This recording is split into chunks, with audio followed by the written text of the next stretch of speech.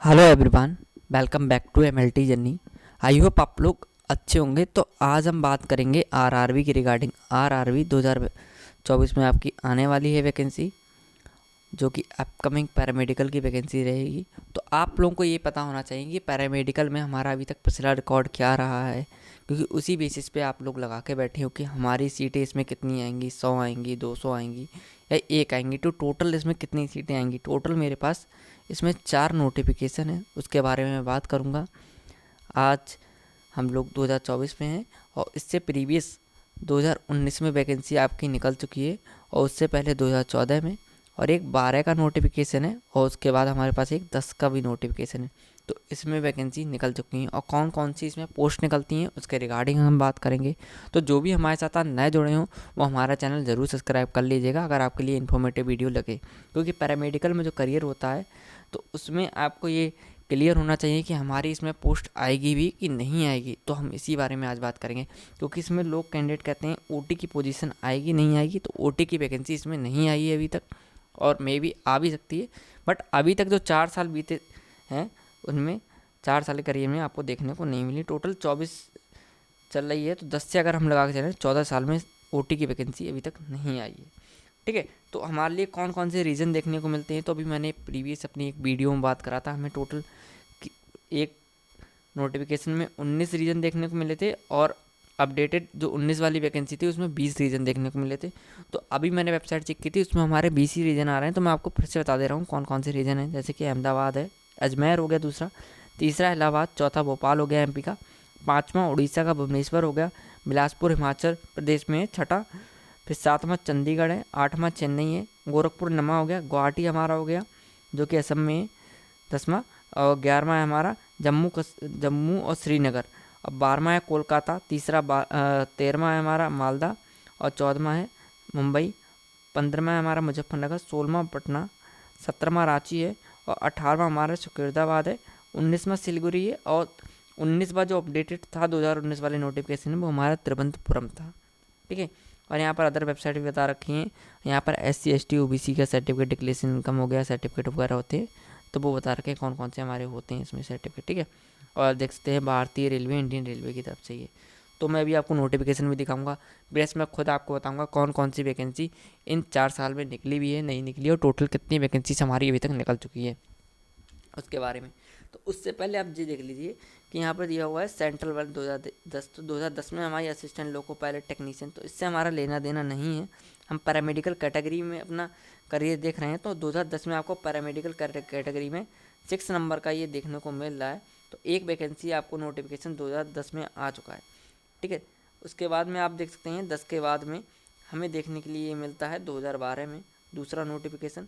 इसके बाद आपको तीसरा नोटिफिकेशन जो देखने को मिलेगा वो आपको देखने को मिलेगा staff nurse health and malaria inspector 2014 में। इसके बाद सिर्फ आया है 19 में।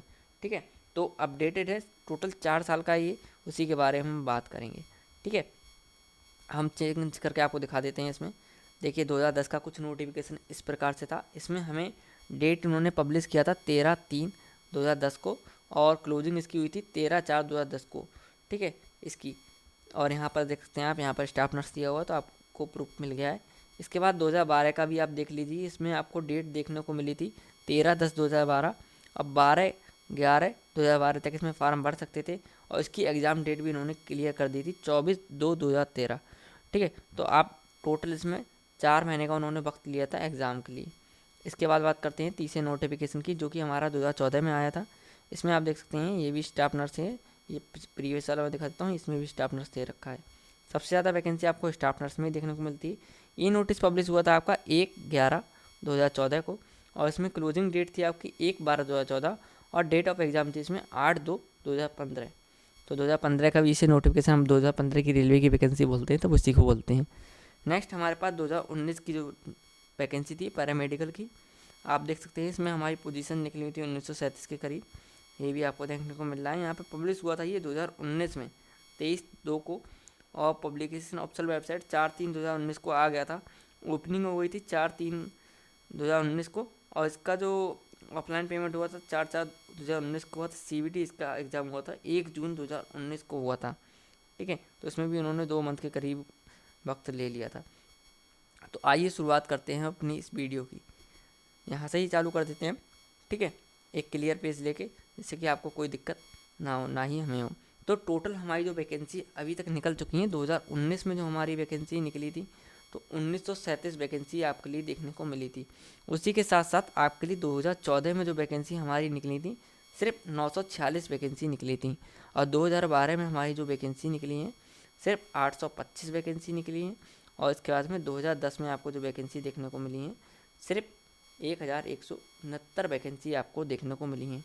टोटल वैकेंसीज़ की मैं बात करूं, तो टोटल हमारी जो वैकेंसी हो जाती है इसमें 4877 वैकेंसी हमारी 2019 तक, 2010 से 2019 तक आपके लिए देखने को मिलती हैं। 9 साल में आपके लिए 4877 वैकेंसी पैरामेडिकल कैंडिडेट के लिए यहाँ पर रेलवे वालों ने उनको दी थी।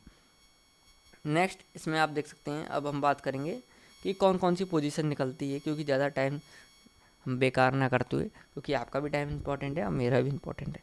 नेक्स्ट यहाँ पर आप बात करते हैं, यहाँ पर दिया हुआ है कि पहली पोजीशन है यहाँ पर स्टाफ नर्स की पोजीशन है। तो यहाँ पर हमारे पास स्टाफ नर्स की आपको पोजीशन देखने को मिलेगी, स्टाफ नर्स। और इसकी जो वैकेंसी आपको देखने को मिली थी 2010 में भी आई थी, और ये 12 में भी आई है। इसके बाद 14 और 19 चारों साल इसकी वैकेंसी आपको देखने को मिली है। इसके बाद बात करते हैं हेल्थ एंड मलेरिया, एक पोजीशन आपकी निकलती है health and malaria. Staff nurse वाले, बीएससी नर्सिंग वाले अप्लाई करते हैं। मलेरिया इंस्पेक्टर, एक तो वैकेंसी आपकी कुछ इस प्रकार निकलती है, और जो सेकंड वैकेंसी निकलती है इसमें, इसी में आपका ग्रेड 3 लगा देते हैं। तो ये भी वैकेंसी आपकी निकलती है, ये भी चारों साल आपको देखने को मिली थी, बट कुछ 2 सालों में सिर्फ आपका ये ग्रेड ना लगाकर सिर्फ हेल्थ एंड मलेरिया इंस्पेक्टर करके ये वैकेंसी निकली थी। इसके बाद हम बात करेंगे आपकी जो पोजीशन निकली है फार्मासिस्ट ग्रेड 3। तो फार्मासिस्ट की आपकी पोजीशन ग्रेड 3 करके जो निकली है, ये चारों साल निकली है आपकी। और सबसे ज़्यादा स्टाफ नर्स के बाद यही आपके लिए वैकेंसी सबसे ज़्यादा देखने को मिली है। अब बात करते हैं फिजियोथेरेपिस्ट की।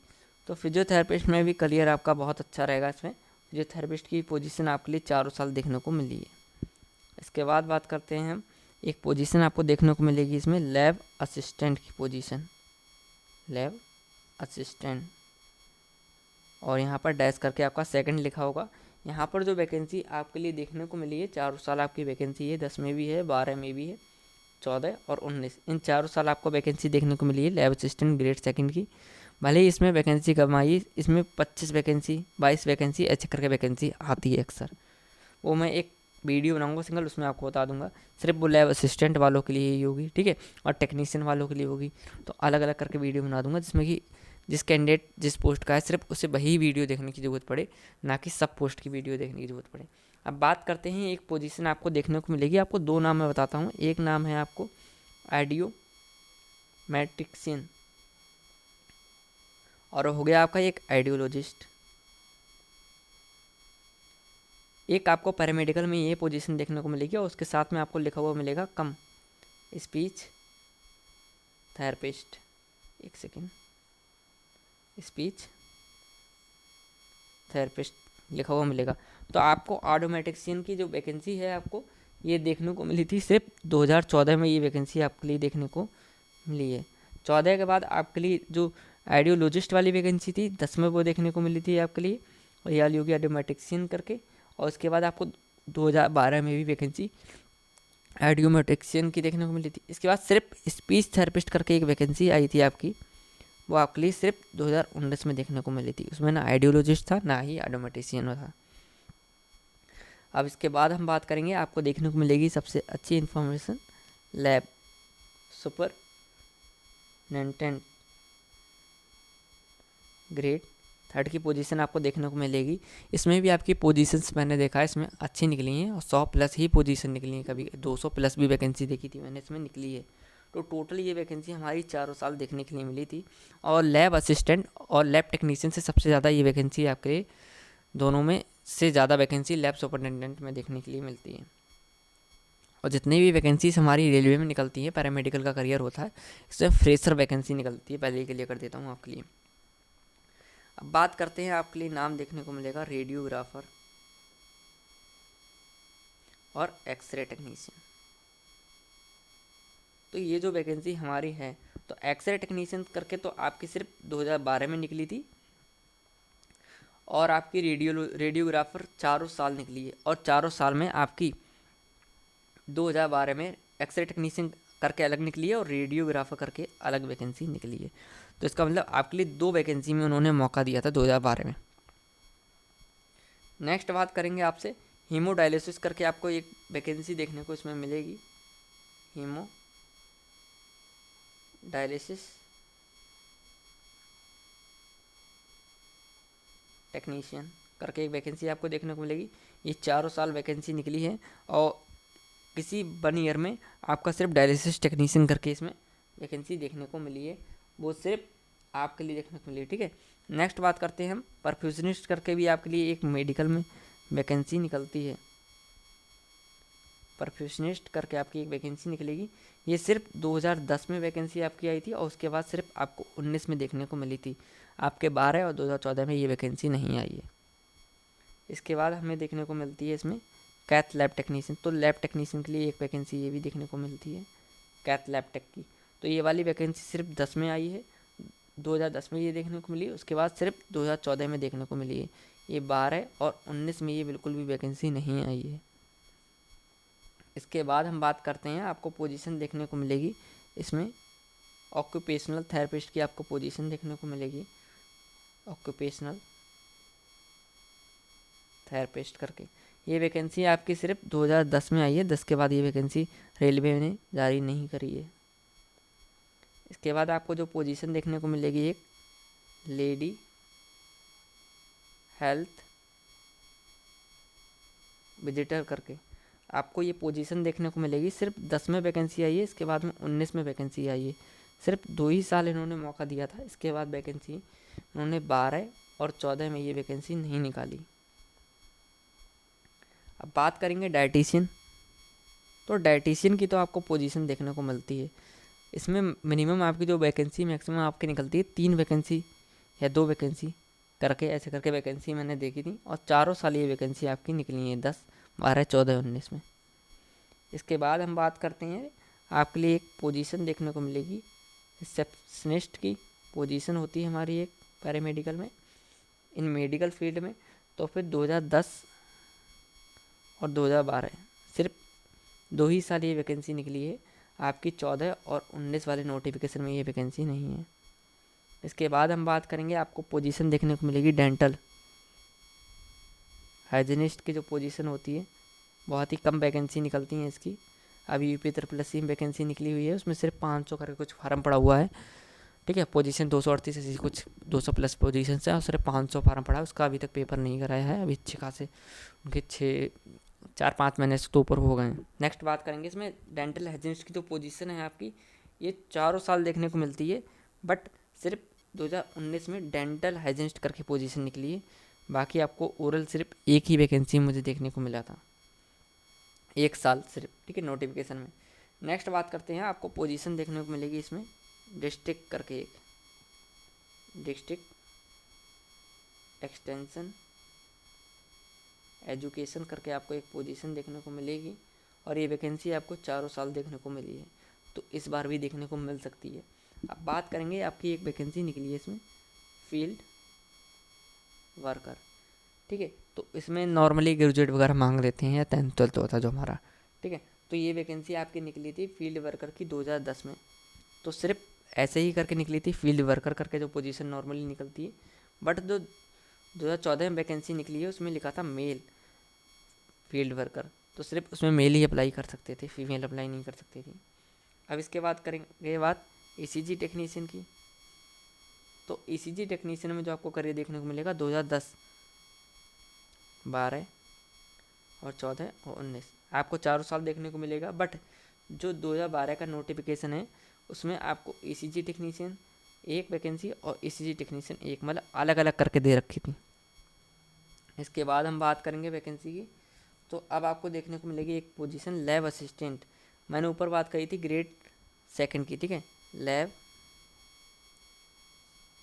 असिस्टेंट पहले ऊपर बात करी थी मैंने ग्रेड 2 की, बट ये है ग्रेड 3। तो इसमें आपको देखने को मिलेगा, लिखा हुआ मिलेगा मेडिकल मेडिकल लिखा हुआ मिलेगा। और ये वैकेंसी सिर्फ 2010 में आई थी। नेक्स्ट बात करेंगे, हमारे पास पोजीशन है लैब टेक्नीशियन की। लैब टेक्नीशियन ग्रेड 2 करके पोजीशन है, सिर्फ ये पोजीशन 2010 में आई है। लैब टेक्नीशियन वालों के लिए सिर्फ आरआरबी में लैब असिस्टेंट और लैब सुपरिटेंडेंट की पोजीशन दी जाती है। वो भी लैब सुपरिटेंडेंट में वो फार्म भर सकता है कैंडिडेट्स जिसके पास सिर्फ बीएससी केमिस्ट्री से कुछ मतलब अलग अलग सब्जेक्ट से है, तो वो फार्म भर सकते हैं सिर्फ। उसकी मैंने आपको वीडियो बना रखी है क्वालिफिकेशन की, आप प्लेलिस्ट में जाकर देख सकते हैं आरआरबी की। बाकी आपके लिए एक पोजीशन और देखने को मिलेगी इसमें मेडिकल में ही, जनरेटर इन मेडिकल डिपार्टमेंट करके आपकी पोजीशन निकलती है। और ये पोजीशन सिर्फ आपके लिए 2012 में देखने के लिए मिली थी, एक बार, सिर्फ एक ही वैकेंसी थी इसमें शायद। नेक्स्ट हमारे पास ऑप्थेल्मिक टेक्नीशियन की एक वैकेंसी है हमारे पास। ऑप्थेल्मिक टेक्नीशियन कम ऑप्टिशियन भी बोल सकते हैं हम इन्हें, ऐसे ही करके आपकी ये पोजीशन निकली हुई थी। और ये वैकेंसी आपकी 2012 में और 14 में देखने के लिए मिली थी, सिर्फ 2 साल, 10 और 19 में देखने को नहीं मिली थी। अब बात करते हैं ऑप्टोमेट्रिस्ट को भी मौका दिया है इन्होंने, सिर्फ 2014 में और 2019 में। टोटल हमारी इतनी ही पोजीशन निकली हैं। टोटल पोजीशंस का नाम है हमारी अलग अलग 25 वैकेंसी, मतलब कि 25 अलग अलग पोस्ट निकली थी टोटल, जितनी भी मैंने अभी आपके लिए बताई हैं। और इसमें से कुछ आधी पोजीशंस उन्होंने नहीं दी हैं, जैसे कि मैंने आपको बताया ऑप्टोमेट्रिस्ट सिर्फ 2 बार ही निकली है अभी तक, 14 और 19 में निकली है। ऐसे ही आपकी पोजीशन जनरेटर वाली सिर्फ एक ही बार निकली है, ठीक है। ऑप्थेल्मिक कम टेक्नीशियन की भी आपको कम देखने को मिली है। तो बाकी तो हमारी सब वैकेंसी निकलती हैं। सबसे ज़्यादा वैकेंसी किस में निकलती है उसके बारे में बात करें तो आपको देखने को मिलेगी स्टाफ नर्स। स्टाफ नर्स में देखने को मिलेगी। उसके बाद आपको देखने के लिए फार्मासिस्ट। फिर हम बात करते हैं लैब सुपरिटेंडेंट में, ठीक है। तो आपको इन 3 में ही सिर्फ सबसे ज़्यादा पोजीशन देखने को मिलेगी। बाकी अब मैं एक कंबाइंड वीडियो बनाने की कोशिश करूँगा कि सिर्फ जो लैब के कैंडिडेट होंगे, जैसे कि लैब कैंडिडेट हैं, तो उनकी जॉब रिस्पॉन्सिबिलिटी क्या रहती है रेलवे में, अगर वो सिलेक्टेड हो जाते हैं तो उन्हें क्या काम करना पड़ता है, उसकी भी एक पीडीएफ है 2015 की है, उन्होंने जारी करी थी अपना ऑप्शन, उसी से वीडियो बनाऊंगा, ठीक है। तो लैब सुपरिटेंडेंट, जैसे कि आप लैब असिस्टेंट की पोजीशन होगी तो लैब असिस्टेंट में आपकी उसमें जॉब रिस्पॉन्सिबिलिटी क्या रहती है और इसमें कितनी से कितनी एज वालों के लिए मौका दिया जाता है।